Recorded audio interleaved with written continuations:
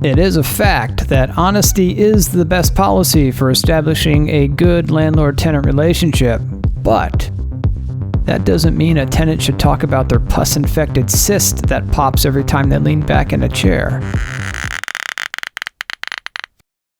So get ready. This is the top 5 things a tenant shouldn't say or do when applying for a rental property.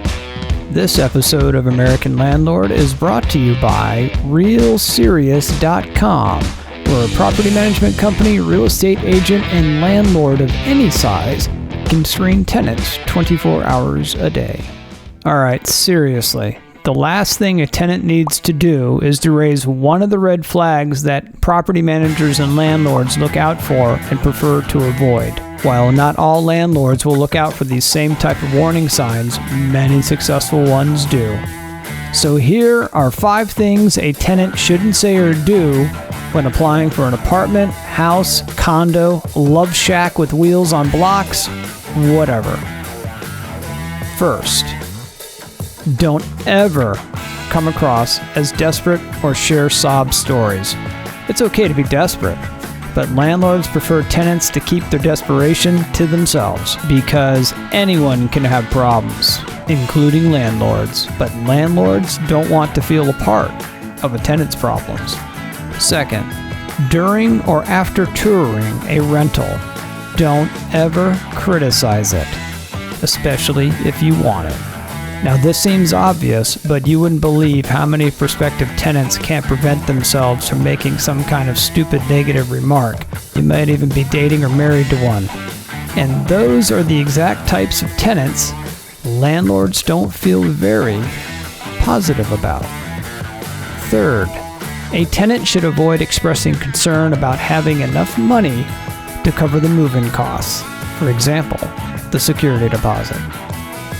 For some, this may seem to be a good tactic to help lower their upfront expenses, but asking a landlord to work with them on a security deposit makes one wonder if it will lead to the possibility of asking to work on the rent later.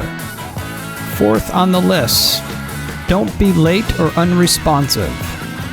If a tenant can't be respectful enough to show up on time or respond to emails or texts after expressing an interest in a rental, then landlords begin to worry that maybe the rent won't show up on time either.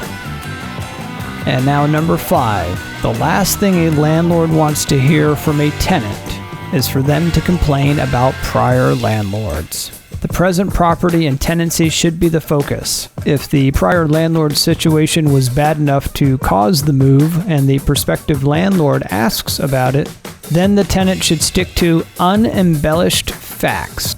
But most landlords want to avoid any drama. Now, this list of 5 isn't set in stone. There will always be an anomaly, with many successful stories to the contrary of established practices. But it's best for initial interactions with a landlord to be kept professional. After all, it is a business relationship. They're not your pimple-poppin' buddy.